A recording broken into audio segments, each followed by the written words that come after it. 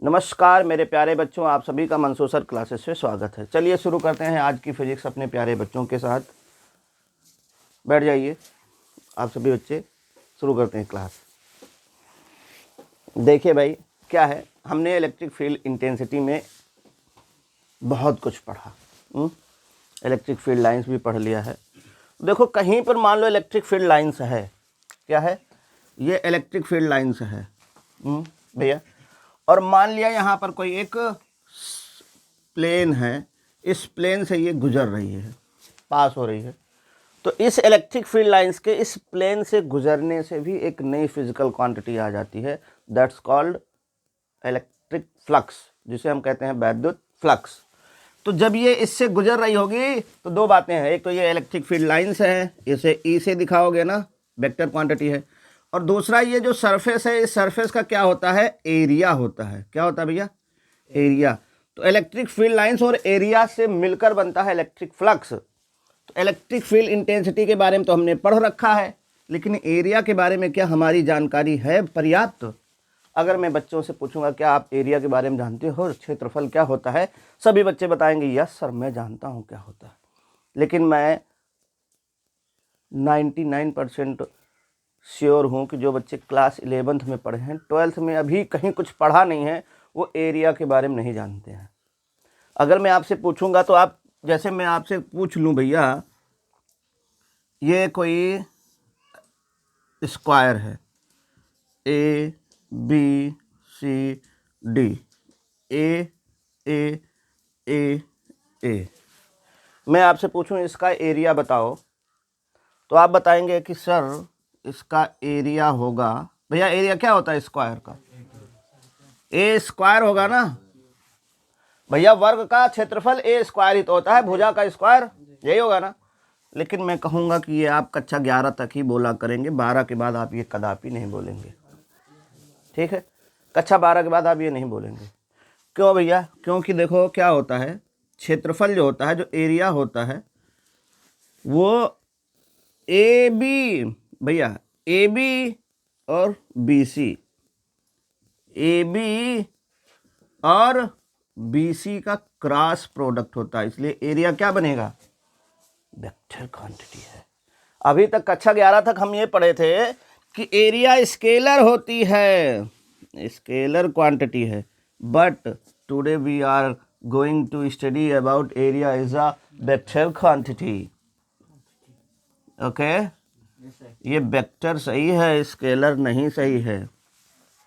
Vector ही कैसे सही है देखने के लिए समझो, क्लास 11th में आपको ये पढ़ाया गया होगा, pressure is equal to force by area.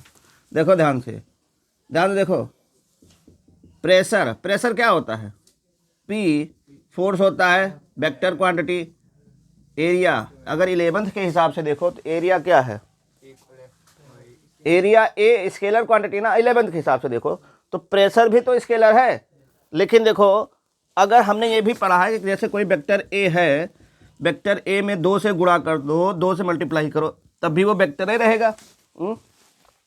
तो ये वेक्टर एफ था, वेक्टर एफ था ना भैया। वैसे दाब बराबर क्या होता है, बल बटा, तो बल तो सदिश राशि है, क्षेत्रफल अदिश राशि। अभी हम कक्षा 11 के हिसाब से बात कर रहे हैं, तो अगर ये भी सदिश राशि नहीं है तो देखो बल में अदिश से भाग किया है तो केवल इसका मैग्नीट्यूड खत्म होना चाहिए, इसके पास दिशा रहनी चाहिए ना, और इसके पास दिशा रहनी चाहिए तो दाब को भी दिशा होना चाहिए, चाहिए कि नहीं चाहिए।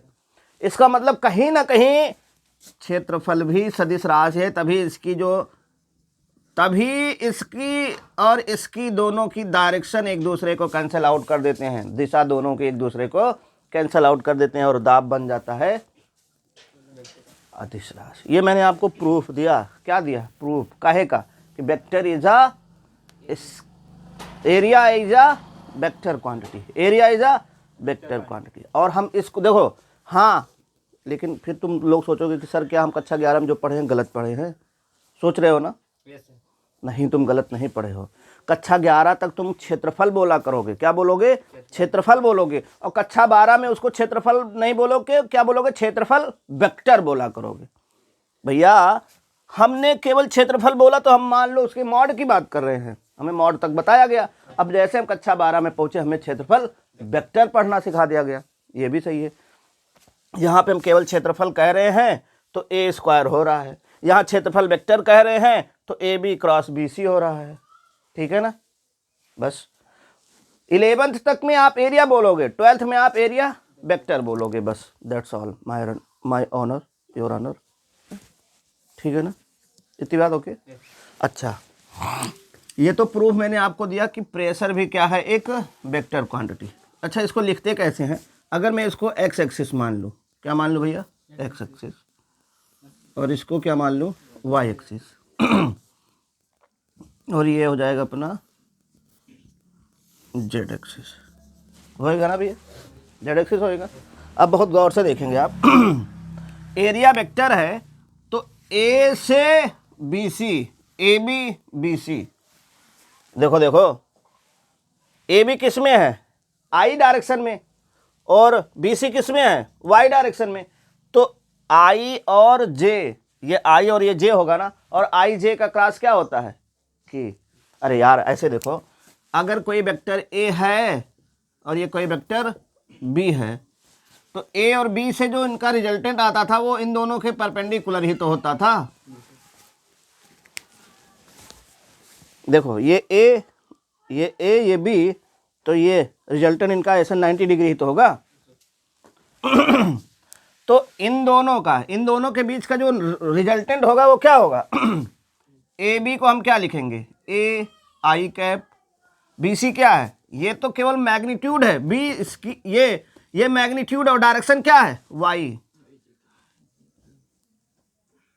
ए जे कैप, तो ए का ए स्क्वायर हो जाएगा, आई क्रॉस जे का क्या बन जाएगा, के।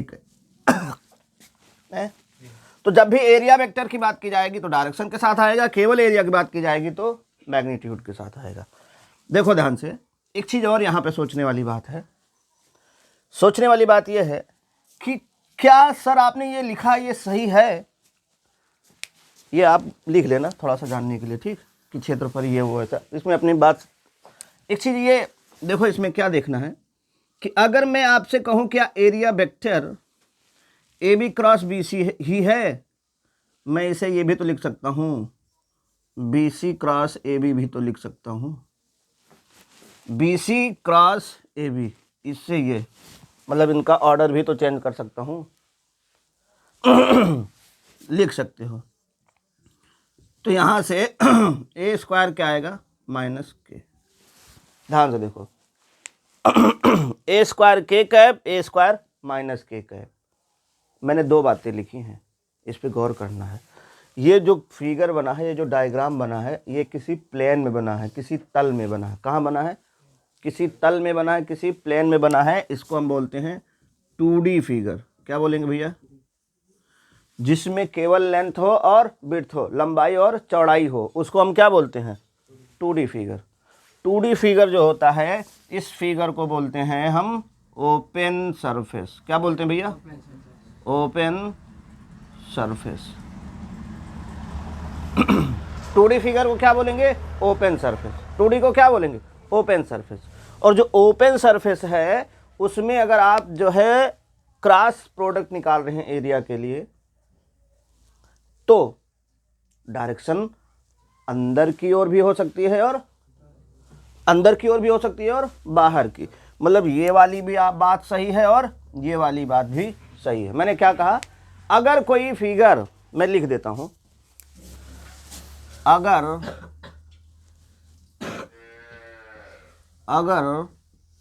कोई फिगर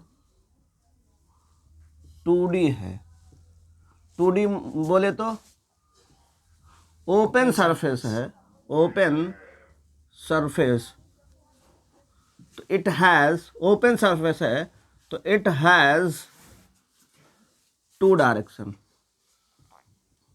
इट हैज 2 डायरेक्शन। कौन कौन सी, इनवर्ड और आउटवर्ड। भैया ये भी सही है और ये भी सही है, दोनों बातें सही हैं। किसके लिए, ओपन सरफेस अगर है, 2D का है तो चाहे क्षेत्रफल की दिशा बाहर के लिए निकालो, चाहे क्षेत्रफल की दिशा, वो हम कभी अपने ज़रूरत के हिसाब से देख लिया करेंगे, ठीक। ज़्यादातर बाहर ही रहेगी, लेकिन कभी ज़रूरत पड़ी तो अंदर वाली भी रहेगी। इतनी बात समझ में आई। जैसे मैंने कहा कि 2D फिगर है तो ओपन सरफेस है, और एक इसके पास दो डायरेक्शन होगा, एक अंदर की ओर और एक बाहर की ओर। इतने में मेरा कोई एक बच्चा प्यारा सा दुलारा सा बोला, सर ये तो 2D है, अगर 3D हो तो क्या करोगे? अगर 3D हो तो क्या करोगे? भैया इतना आप नोट करो, फिर हम 3D पे भी चर्चा करते हैं। चलो मेरे प्यारे बच्चों, एरिया वेक्टर देखा आपने, ये सब चीज़ें देखी है एरिया वेक्टर के उसमें, ठीक है। हमने देखा है कि 2D में क्या होता है, अब हम देखते हैं 3D।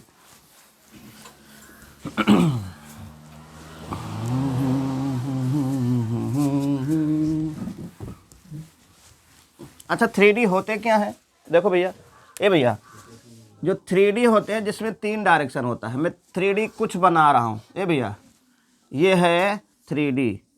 सिलेंडर जो होता है ये क्या होता है? 3D। ये क्यूब जो होता है ये क्या होता है? 3D। ये स्फेयर लड्डू हो गया, ये सब क्या होता है? 3D। ये जो कोन हो गया ये क्या हो गया? 3D। ये सब 3D हैं, हैं? ये सब क्या है भैया?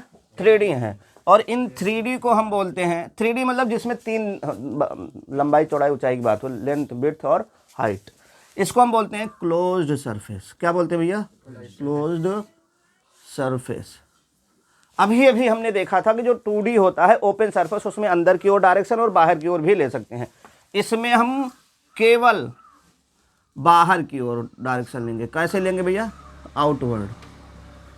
आउटवर्ड, बाहर की ओर इसमें दिशा ली जाएगी, बाहर की ओर दिशा। किसकी दिशा? एरिया वेक्टर की। एरिया वेक्टर, एरिया वेक्टर, क्षेत्रफल वेक्टर, है ना भैया? क्षेत्रफल वेक्टर की दिशा बाहर की ओर रहेगी। जैसे इसमें अगर हम बनाते हैं, ये वाला सरफेस लेते हैं, तो इस सरफेस के लिए एरिया वेक्टर ये होगा। देखो यहाँ पे 3 पार्ट है, एक ऊपर वाला सरफेस हो जाएगा, एक नीचे वाला भी तो सरफेस होगा। यहाँ पे एरिया वेक्टर क्या होगा? बाहर की ओर। यहाँ पे अगर हमने ले लिया है थोड़ा सा, ये एरिया वेक्टर बाहर की ओर। यहाँ पे 6 फलक होते हैं, फेसेस कितने होंगे? 6 ना। मान लो इस फेस की बात हो रही, बगल में जो ऐसे रखा है, इस फेस, इसके लिए एरिया वेक्टर बाहर की ओर होगा। और इधर की बात हो रही, इधर की, एरिया वेक्टर बाहर की ओर होगा। ये यहाँ पे ये एरिया वेक्टर होगा। ये क्या होगा? Area vector. यहाँ पे मान लो इसको आधा कर दिया जाए, आधा काट लिया, तो एरिया वेक्टर जो होगा वो क्या होगा? बाहर की ओर होता है, ठीक भैया? एरिया वेक्टर बाहर की ओर। डन। यहाँ पर भी ये इस चीज़ का ले लो, बाहर की ओर। इस पे बनाओगे तो इस पे भी बाहर की ओर। एरिया वेक्टर ये सब क्या है? 3D है, इनमें कहाँ होंगे? बाहर की ओर। अच्छा देखो, ये x है, ये y है, ये z है। मैं कुछ 2D पे भी चर्चा करने जा रहा हूँ। यहाँ पे मान लो एक वो रखा है, एक सर्कल रखा है। सर्कल किस प्लेन में है? x और z प्लेन में। इसकी रेडियस कितनी है? r। तो इस सर्कल, ये क्या है भैया? वृत्त है। ये क्या है? सर्कल है। अगर मैं इसके एरिया की बात करूं तो एरिया वेक्टर क्या होगा? ए भैया, ये x और z प्लेन में रखा है, इतना समझो। डायरेक्शन की अगर बात की जाएगी तो जहां रखा है उसके परपेंडिकुलर जो होगा वही डायरेक्शन होगा। तो x और z में रखा गया तो इसकी डायरेक्शन क्या होगी? अच्छा एक बात और भी है, एरिया वेक्टर क्या होता है? सरफेस के परपेंडिकुलर होता है भैया। एरिया वेक्टर चाहे 2D के लिए हो चाहे 3D के लिए, जो एरिया वेक्टर होगा ये क्या होगा? परपेंडिकुलर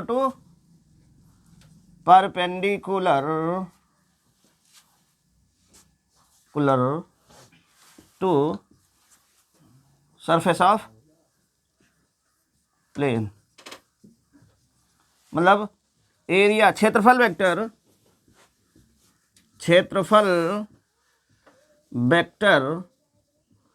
तल के लंबवत होता है।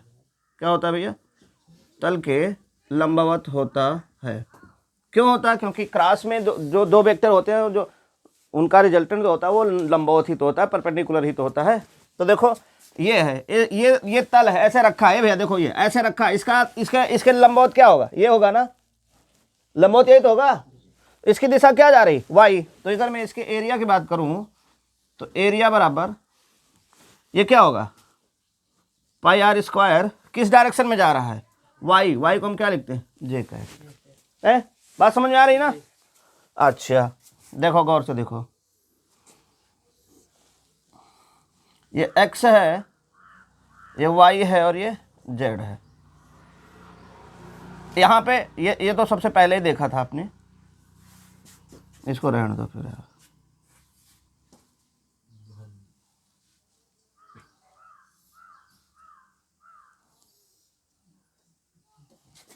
ये भैया ये क्या है?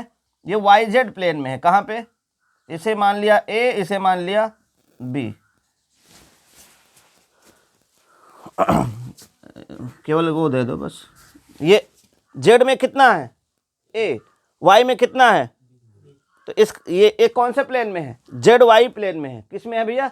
ZY प्लेन में है। और इसका क्षेत्रफल वेक्टर क्या होगा? हे भैया ये ऐसे है, ध्यान से देखना। ये क्या है? Z, और ये क्या है? Y, और ये क्या है? X। ये किस प्लेन में है? Y और Z में। Y और इस तरह से है, YZ प्लेन में इस तरह से है। इसके लंबवत क्या है? लंबवत ये वाला है ना, और इधर भी तो है, चाहे आप x प्लस कहो या x माइनस। तो अगर मैं इसके एक एरिया वेक्टर की बात करूंगा तो क्या होगा? लंबाई गुणे चौड़ाई, AB I क्रॉस, यही तो होगा। समझ में आई बात? तो यह आपको मैंने एरिया वेक्टर के बारे में बताया, 2D और 3D। अब इसी से आगे हम बढ़ते हैं इलेक्ट्रिक फ्लक्स, जो हम देखेंगे नेक्स्ट वीडियो में। इतनी बात आप सभी बच्चों को समझ में आई होगी, उम्मीद करता हूँ। और आज के लिए धन्यवाद। नोट करो।